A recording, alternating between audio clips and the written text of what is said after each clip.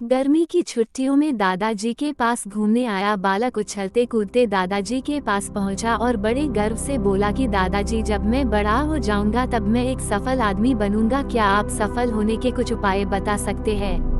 दादाजी हमें सर हिला दिया और बिना कुछ कहे लड़के का हाथ पकड़ा और उसे करीब की पौधशाला ले गए। वहां जाकर दादाजी ने 2 छोटे छोटे पौधे खरीदे और घर वापस आ गए। वापस आकर उन्होंने एक पौधा घर के बाहर लगा दिया और दूसरा पौधा गमले में लगाकर घर के अंदर रख दिया।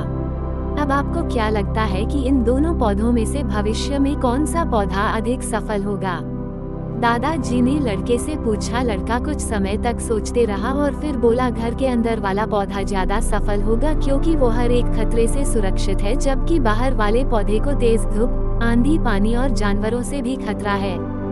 दादाजी बोले, चलो देखते हैं आगे क्या होता है, और वो अखबार उठाकर पढ़ने लगे।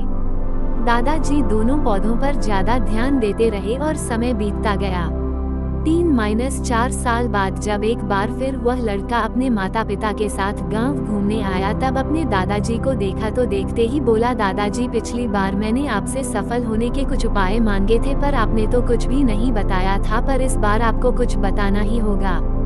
दादाजी मुस्कुराए और लड़के को उस जगह ले गए जहां उन्होंने गमले में पौधा लगाया था। अब वो पौधा एक पेड़ में बदल चुका था। लड़का बोला, देखा दादाजी, मैंने कहा था ना कि ये वाला पौधा ज्यादा सफल होगा।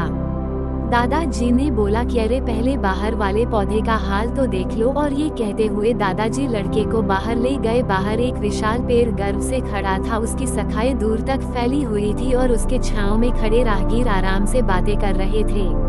अब दादाजी ने पूछा, बताओ कौन सा पौधा ज्यादा सफल हुआ? लड़का कुछ शर्माते हुए बोला, बाहर वाला।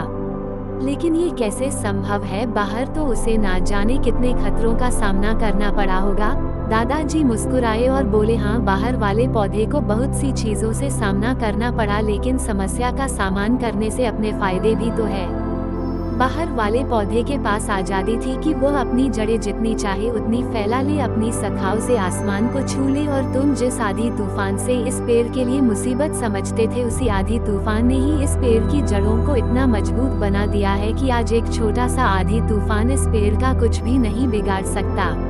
बेटे, अब जो मैं तुम्हें बताने वाला हूँ उसे अगर तुमने अपने अंदर बैठा लिया तो तुम जिंदगी में जो कुछ भी करोगे उसमें सफल हो जाओगे। उन्होंने बोला कि अगर तुमने जीवन भर सिर्फ अच्छे विकल्पों को ही चुनते रहोगे तो तुम कभी भी उतने सफल नहीं हो पाओगे।